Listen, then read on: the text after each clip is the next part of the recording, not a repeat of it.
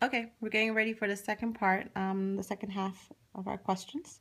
So on the bottom part, we have Marvin painting tiles. For every 5 tiles he painted blue, he painted 8 green. So that's my rate.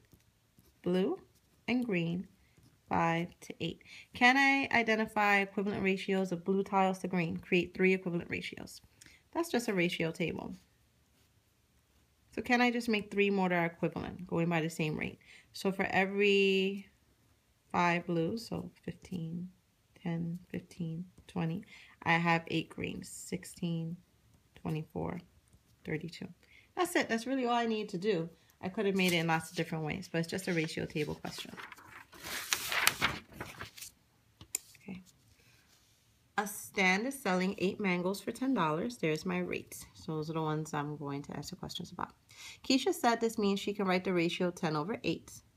10 to 8 or $100.25 per mango. So she has her money over her mangoes, 10 to 8. And she figures this to be $1.25. And Lewis thought he could write it as 8 over 10, which is fine. Or get 80 cents per mango. So because they both want to know how much it is, let's see. She wants to know how much per mango. So that means how much one mango costs.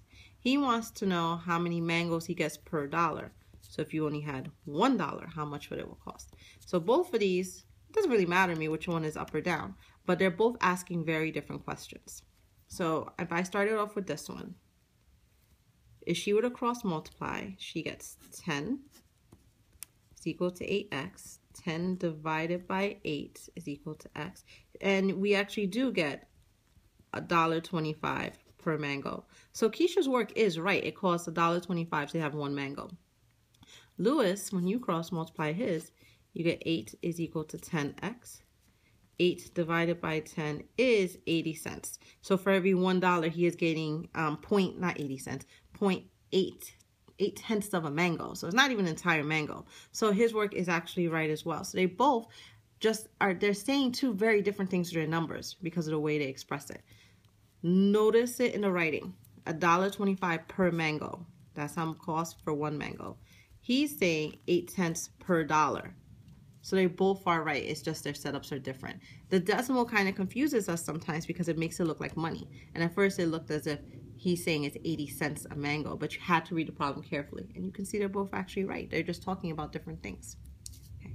A restaurant worker used 5 loaves of wheat bread and 2 loaves of rye bread to make sandwiches. What does the ratio 7:2 mean? Okay, so let's look at this. I know I have 5 wheat and 2 rye. There is no 7 unless I consider it a total. So 7 represents the total amount of bread and 2 is the rye. So my bar model really helped me there.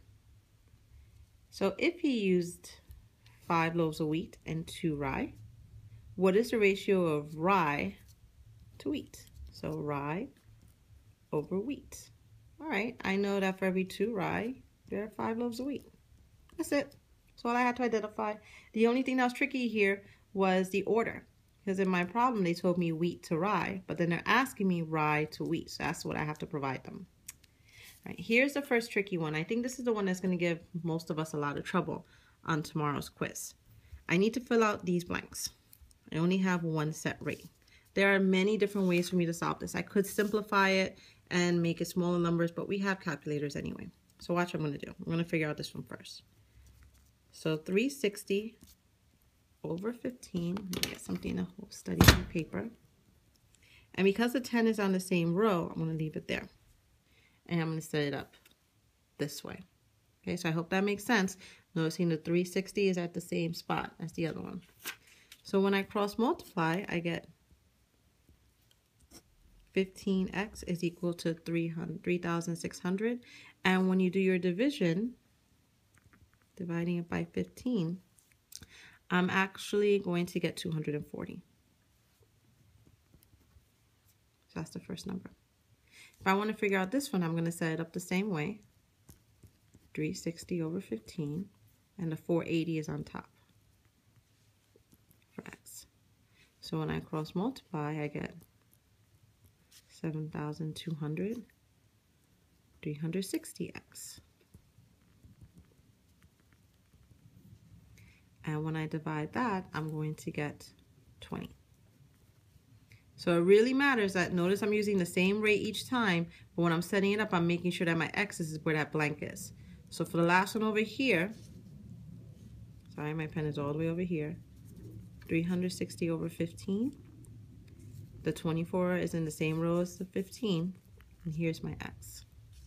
So when I multiply, I get 8,640 is equal to 15x. When I divide by 15, I'm getting 576. So it didn't really matter how I decided to go into it, but I always want to use this rate just because they gave me that one. And every time I used it, I set up my problem, making sure everything was in the same row. We're almost done, so close. We're up to the very last page. And the first problem I'm going to apologize for because I already gave us that one. So we're going to go on to number 13. We only have 2 problems left. Okay.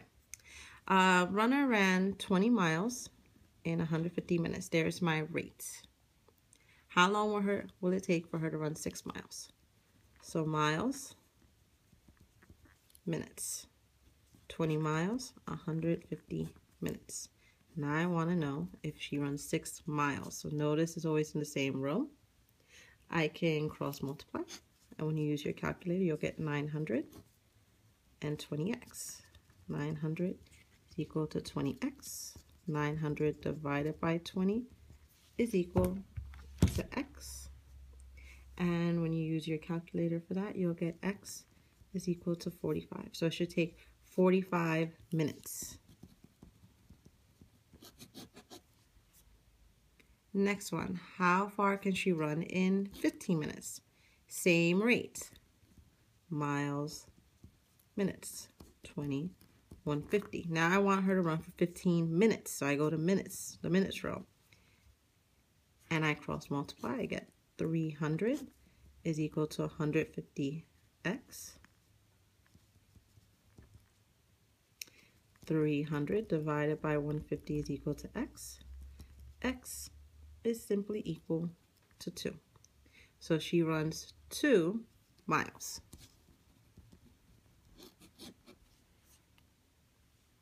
Okay.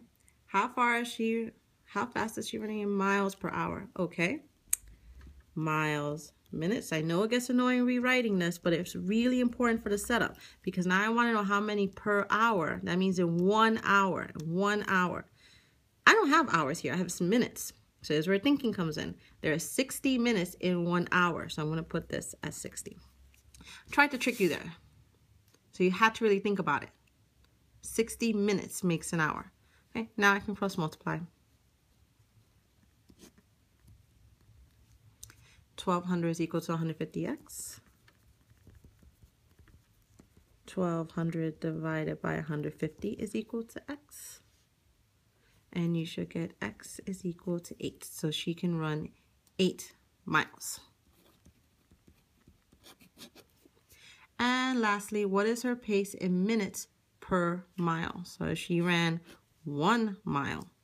So again, miles and minutes, 20, 150.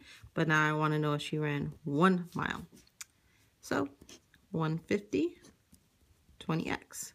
150 is equal to 20x. 150 divided by 20 is equal to x. And when you do that with your calculator, x is equal to 7.5. So she can run 1 mile in 7.5 minutes.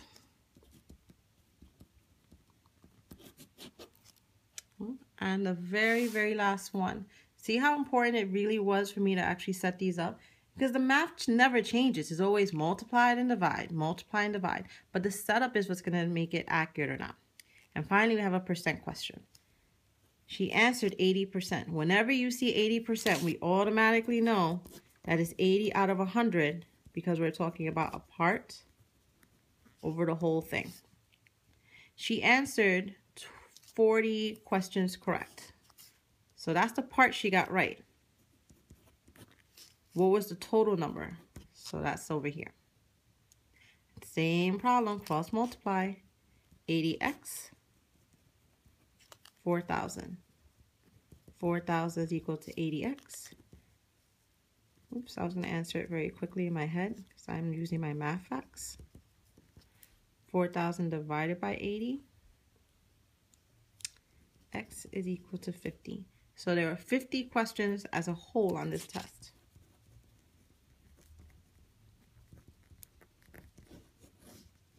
Another problem, I might tell you 2 parts and ask you to guess the percent, and then this X out of 100. So I really hope this helps you out for tomorrow's quiz. Remember, I am going to take some of these questions and actually place them on the quiz. Use your calculators very carefully and make sure you show all your work. Good luck studying.